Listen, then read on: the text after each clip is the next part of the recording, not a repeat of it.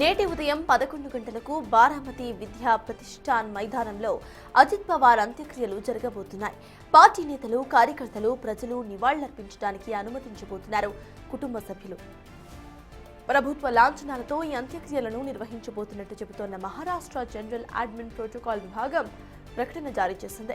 ఈ అంత్యక్రియల కార్యక్రమానికి ప్రధాని మోదీ, హోంమంత్రి అమిత్ షాలతో పాటు మహారాష్ట్రకు చెందిన పలువురు రాజకీయ నాయకులు, ఇతర ప్రముఖులు హాజరు కాబోతున్నారు. వీరితో పాటు కేంద్ర మంత్రులు, ఏపీ సీఎం చంద్రబాబు తదితరులు సైతం హాజరు కాబోతున్నారు.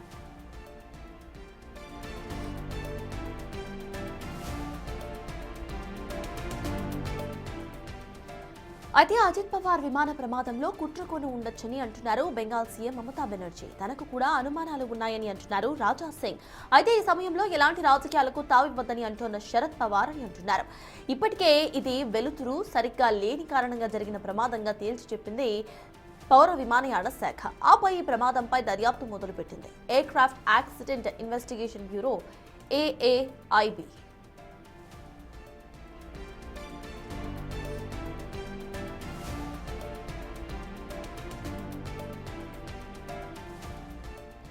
మహారాష్ట్ర ఉప ముఖ్యమంత్రి అజిత్ పవార్ విమాన ప్రమాదానికి ప్రధాన కారణాలేంటి?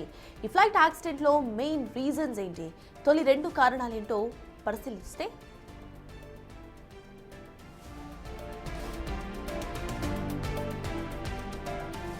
కేంద్ర విమానయాన శాఖ మంత్రి రామ్మోహన్ నాయుడు డీజీసీఏ వెల్లడించిన ప్రాథమిక డీటెయిల్స్ ప్రకారం తక్కువ విజిబిలిటీ ప్రమాదానికి ప్రధాన కారణంగా కనిపిస్తోంది.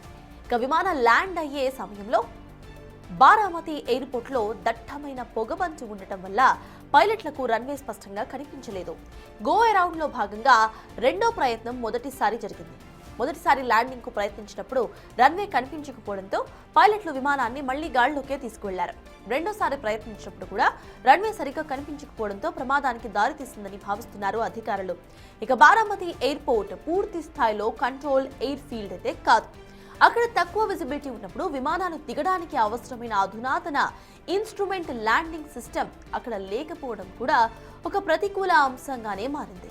విజిబిలిటీ ప్రధాన కారణమైనప్పటికీ దర్యాప్తు సంస్థలు మరికొన్ని కోణాలను కూడా విచారణ జరుపుతున్నారు. విమానం ల్యాండింగ్ క్లియరెన్స్ తీసుకున్న తర్వాత పైలట్ల నుంచి ఎటువంటి సమాధానము రాలేదు. ఆ తర్వాతి నిమిషంలోనే విమానం కుప్పకూలిపోయింది. దీంతో చివరి క్షణాల్లో ఏదైనా సాంకేతిక లోపం లేదా సిగ్నల్ కట్ ఇష్యూస్ ఏమైనా జరిగాయా అనే కోణంలో సైతం విచారణను కొనసాగిస్తున్నారు. సాధారణంగా ఏదైనా అత్యవసర పరిస్థితి ఉంటే పైలట్లు మేడేను కాల్ చేస్తారు. కానీ ఈ ప్రమాద సమయంలో అలాంటి సందేశం ఏదీ కూడా అందలేదని అంటున్నారు ఏటీసీ అధికారులు. Air craft accident investigation bureau ఘటనా స్థలం నుంచి ఫ్లైట్ డేటా రికార్డును సేకరించింది. దీని ద్వారా విమాన ఇంజిన్ పనితీరు, పైలట్ల మధ్య జరిగిన సంభాషణలను విశ్లేషించి ఖచ్చితమైన కారణాన్ని తెలుసుకోబోతోంది. మొత్తానికి ప్రాథమికంగా అందుబాటులో ఉన్న సమాచారాన్ని అనుసరించి చెబితే తక్కువ విజిబిలిటీయే ఈ ప్రమాదానికి కారణంగా మనకు అర్థమవుతోంది. పూర్తిస్థాయి నివేదిక వచ్చిన తరువాత మరిన్ని స్పష్టమైన డీటెయిల్స్ వెలువడబోతున్నాయి.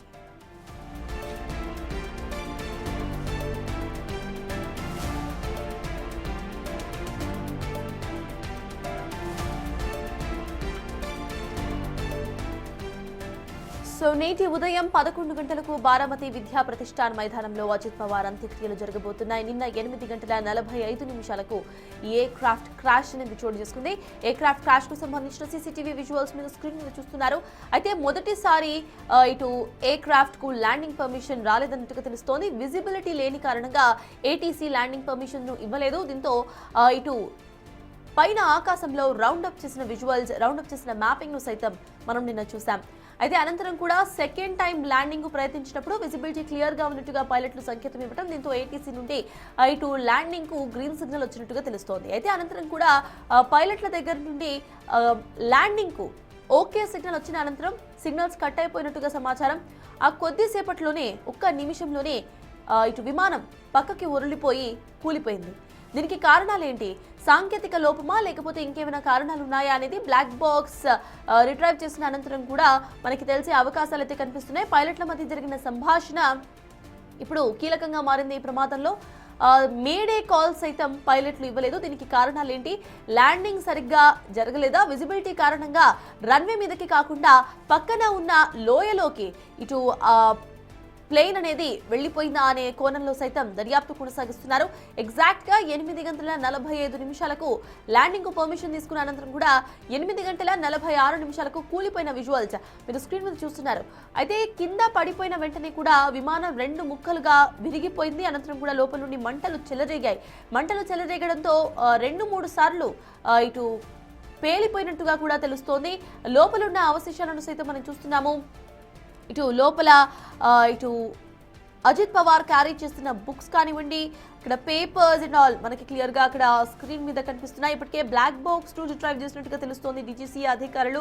దీనికి సంబంధించి డీజీసీఏ అధికారులు ఇటు ఇన్వెస్టిగేషన్ చేసిన అనంతరం కూడా బ్లాక్ బాక్స్ లో ఏముంది, పైలట్లకు సంబంధించిన సంభాషణ ఎలా ఉంది, లాస్ట్ మినిట్ లో అసలు ఏం జరిగింది అనే కోణంలో కూడా దర్యాప్తు కొనసాగే అవకాశం అయితే కనిపిస్తోంది. మీరు లెఫ్ట్ సైడ్ విజువల్ లో చూస్తున్నారు.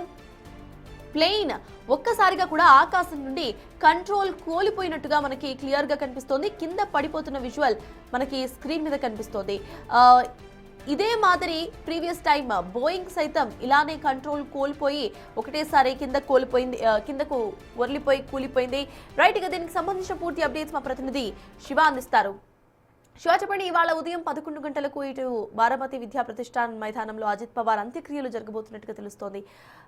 అధికారుల అంచనాలతో అసలు అక్కడ అప్డేట్స్ ఏంటి, అక్కడ ఏర్పాట్లు ఎట్లా జరిగాయి, గవర్నమెంట్ నుండి ఎవరెవరు హాజరు కాబోతున్నారు శివ?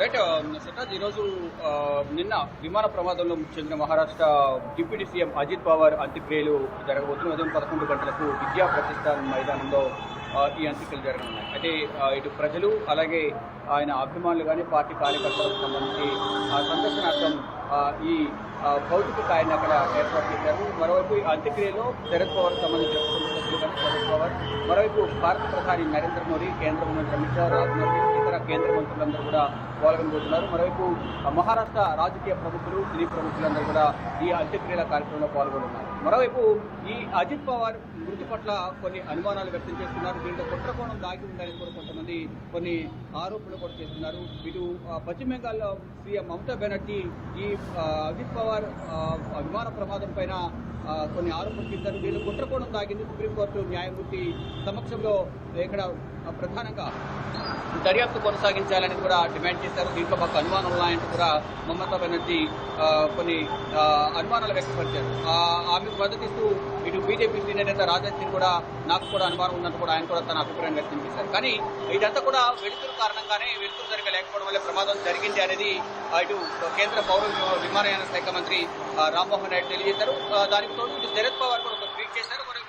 మాట్లాడుతూ కూడా ఇప్పుడు మేము చాలా బాధలో ఉన్నాము, ఆయన లేని లోటు పూడ్చలేనిది. కానీ ఈ సమయంలో ఎవరు కూడా రాజకీయాలు చేయదు. వాడు పశ్చిమ బెంగాల్ నుంచి కొంతమంది విమర్శలు చేసినట్లుగా నా దృష్టికి వచ్చింది. ఎవరు కూడా విమర్శలు చేయదు. ఇక్కడ ఎటువంటి కుట్రకోణం దాగిలేదు. ఇక్కడ ప్రమాదం జరిగింది. ప్రమాదం జరగడం వల్లే ఈ అజిత్ పవార్ చనిపోయారు అనేది శరద్ పవార్ అందరి విమర్శలను కూడా కొంత ఖండించారు. ఇప్పుడు అందరూ కూడా ఈ బాధలో ఉన్నారు కాబట్టి ఎవరు కూడా రాజకీయాలు చేయొద్దని చెప్తూ ఉన్నారు. మరోవైపు ఇప్పటికే ఈ ప్రమాద ఘటన పైన ఉన్నత స్థాయి దర్యాప్తుకు కేంద్ర పౌర విమానయాన శాఖ ఆదేశాలు జారీ చేసిన దానిలో భాగంగా నిన్ననే పూణే నుంచి బారామతి చేరుకుంది ఏఏఐబీ టీమ్, అంటే air craft accidental investigation bureau team నిన్ననే చేరుకుంది. కొన్ని ఆధారాలు కూడా సేకరించినట్టు తెలుస్తుంది. ఇక బ్లాక్ బాక్స్ చేసుకున్న తర్వాత దాంట్లో ఉన్న సమాచారాన్ని డీకోడ్ చేసి అసలు విషయాలు వెలుగులోకి తెచ్చే అవకాశం కనిపిస్తుంది. కానీ అప్పటి వరకు కూడా ఎవరికి తోచిన విమర్శలు కానీ, ఊహాగానాలు కానీ, ఆరోపణలు కానీ చేస్తూనే ఉన్నారు. కాబట్టి ఇప్పుడు ఎవరు కూడా ఎటువంటి రాజకీయాలు చేయొద్దు అనేది శరద్ పవార్ సూచించారు. కానీ కొన్ని అనుమానాలు ఉన్నట్టుగా అంతర్గతంగా కొంత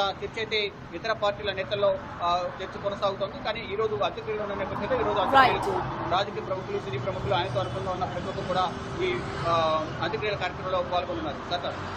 థాంక్యూ శివ.